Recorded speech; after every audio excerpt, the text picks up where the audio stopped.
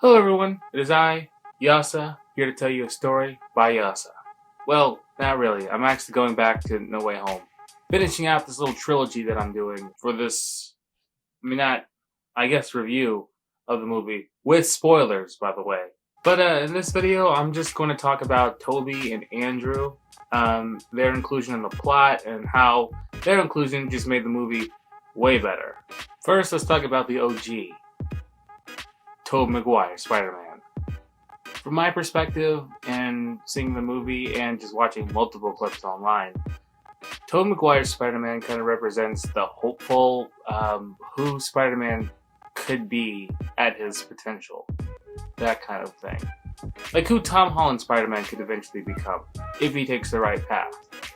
And I guess this can really just be summed up in like his best moments, honestly. Basically, he was just kind of the big brother Spider-Man to me. Like Leonardo, you know what I mean? He just brought so much wisdom to the role of just being Spider-Man and dealing with the tragedies that comes with being Spider-Man. That was Tobey's Spider-Man, and I loved every moment that he was in. Like his reunion with with Dr. Octopus. It really just hit back to their relationship starting in Spider-Man 2 and how much of a mentor Otto was to Peter Parker Spider-Man. And it was just such a perfect, heartwarming moment. Every time I hear their dialogue, Tobey Maguire comes in, he's like, "It's so good to see you again, Otto." And Otto is just overjoyed. "Well, how have you been?" And Peter says, the best line. "Trying to do better." Enough said. I will say I kind of wish Peter and Norman had a moment, like the Green Goblin, but I'll take what I can get. But speaking of Norman, what I thought was for me, the peak of Tobey's contribution to the plot when it comes to Tom Holland's Spider-Man is when he saves the Goblin's life and stops Tom from killing Green Goblin.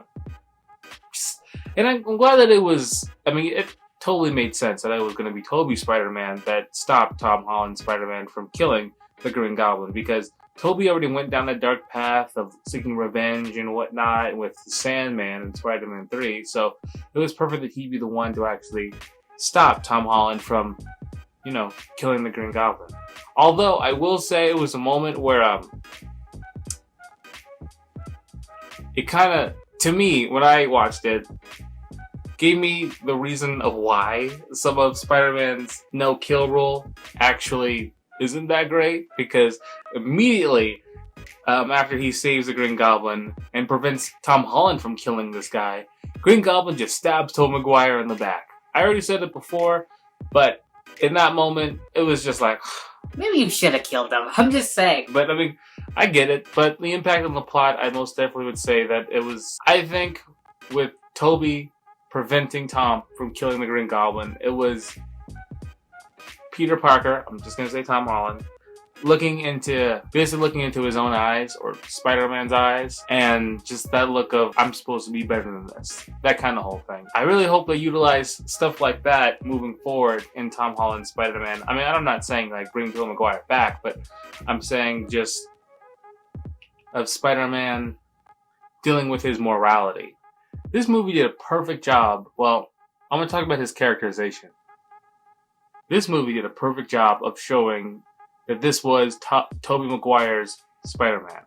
Like immediately, as soon as he walks through the portal, you could just tell that, oh yeah, this is definitely Tobey Maguire's Spider-Man. Not just in the face, just his mannerisms, his awkwardness, the little bit of dorkiness that we all love from the early 2000s Spider-Man. Yeah. Now, Andrew Garfield's Spider-Man. I love Tom Holland. I love Tobey Maguire. I love them both. But this movie made me love Andrew Garfield's Spider-Man so much. Like you don't even know. His characterization, alright, first and foremost, was amazing. I could tell that it was obviously Andrew Garfield's Spider-Man. But I love how he compared himself to the other Spider-Man. He felt like he was the middle child of just I'm not as good as them. I'm not as accomplished as the older one, and I'm not as hopeful as the younger one. Naive, didn't make the same mistakes. I'm not like him. I felt like that when it came to Andrew Garfield's Spider-Man, especially in his talks of how he dealt with Gwen's death. The fact that he was talking about how he stopped pulling his punches and probably killed some folks. It just got me really intrigued for his Spider-Man. I really hope they bring back an Amazing Spider-Man 3, because that would be fantastic. It showed how dark Spider-Man could be. Like, it just, for me, with Tobey McGuire and Andrew Garfield's Spider-Man, they just showed two paths that Spider-Man could take, with all of us hopefully leading more towards Tobey Maguire's Spider-Man, but with Andrew Garfield's Spider-Man, it was more like a cautionary tale. Especially when it came to killing his villains and not pulling his punches, which Tom most definitely displayed when he was facing off with Green Goblin for the last time. And you could really feel the tragedy behind every word he says. Like, the sadness, really. Especially in that moment where all three Spider-Man are talking and Tobey and Andrew are trying to console Tom Holland's Spider-Man after the death of Aunt May. And Andrew was talking about how he lost his Gwen. It was good in the way that they depicted his relationship with Gwen, not even just in that moment of how I thought it was just going to be a throwaway thing of just, well, he avenges it and then we just kind of move on. But it was, you can always tell that Gwen was on his mind. Like, especially at the school when they were trying to make a cures for all of the villains, and Andrew Garfield sees how great Zendaya and Tom are in real life and in the movies. You can just see that he's trying to hold back the tears. He's just thinking about Gwen. With all that being said, which ultimately leads to his redemption in my eyes, when he saves MJ's life after, the whole scaffolding and whatnot beginning to collapse. And MJ falls. Tom goes after her initially, but then the Green Goblin knocks Tom away.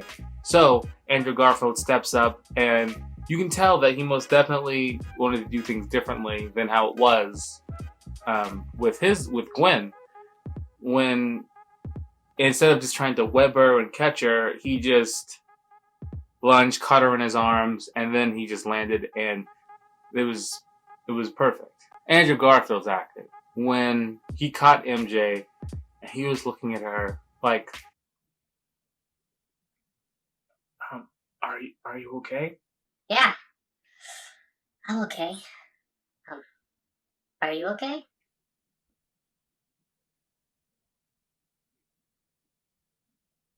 I almost cried. It was amazing.